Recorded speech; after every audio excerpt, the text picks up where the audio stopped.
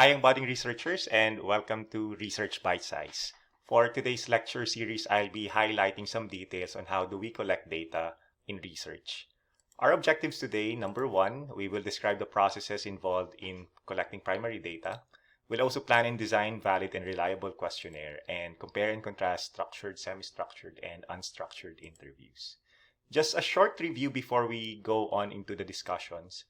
I would like to highlight again this schematic representation. If you remember the article of Griggs, how he explained the whole process of research, starting from your ontological standpoint to your epistemological view to the methodology. And now we are on the stage of finalizing your methods and focusing on how we collect data and where do we get data. That's something that we should consider when we conduct our own research work. Now, try asking yourselves, why are data significant in a research endeavor? Why not just have your own opinions? Or why not just give direct answers to your questions?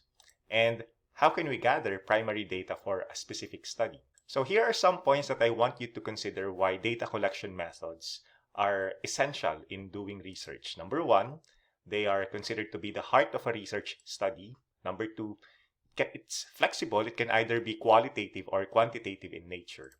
And take note also that inaccuracies in data collection will lead to invalid results. And that's something that we need to establish in our study, that our methods should be logical, should be acceptable, has basis, and grounded to what we have as standards in collecting data in research.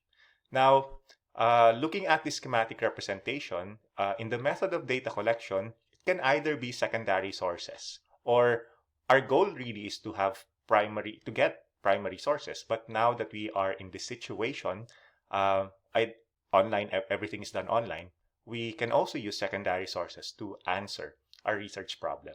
So primary sources can either be through observation, interview, or even questionnaire. Secondary sources, documents that we have, existing reports that we can refer to, or even studies that can be used as data source.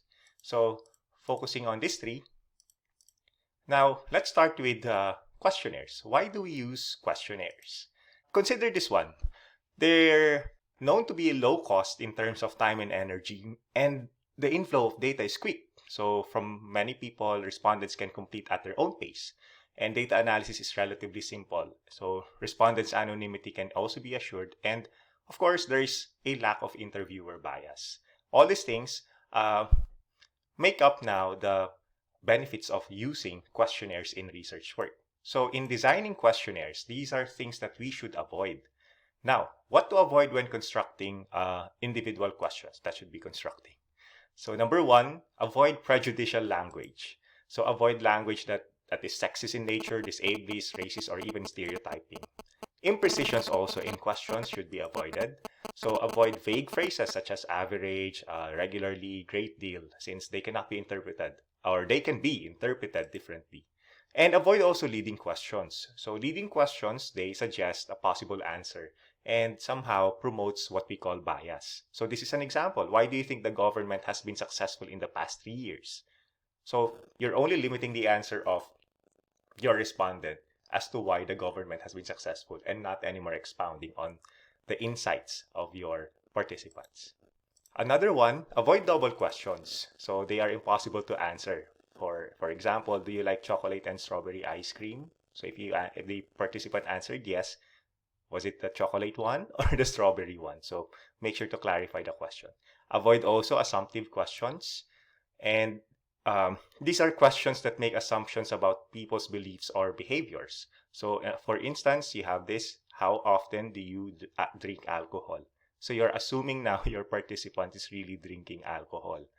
Then avoid also hypothetical questions. So they are poor predictors of individuals' behavior.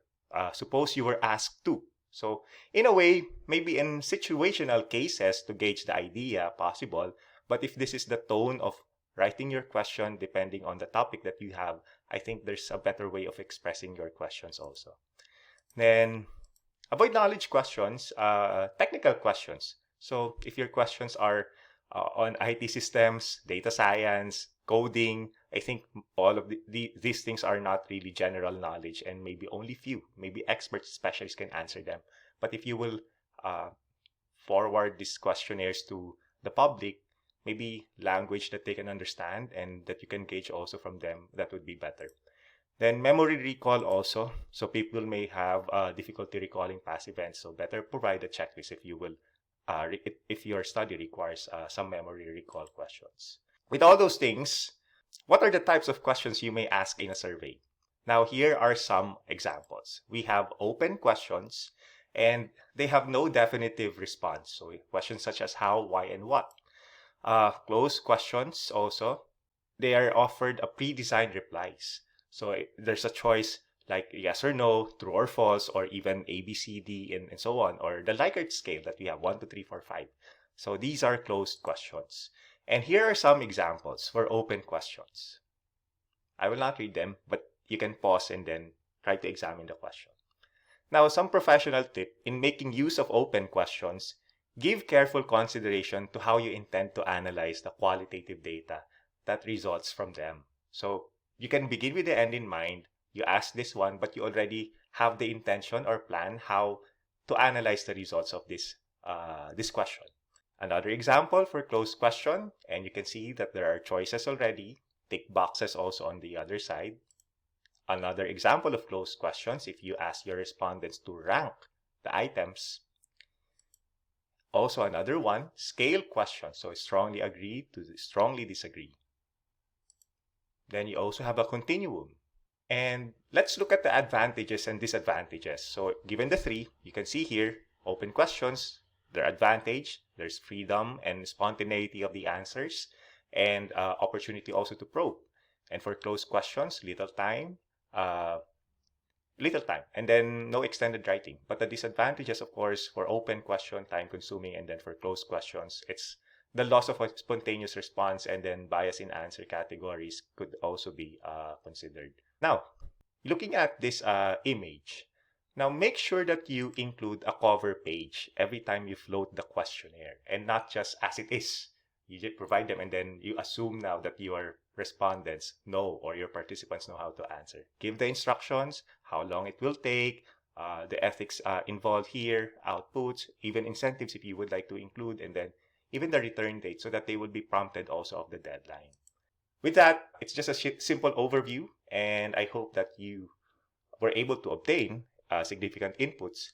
And you can go back to the video in case you have missed some important inputs. But what I wanted you to really consider is to focus on your research project and how you can apply all this information in completing now your research methods.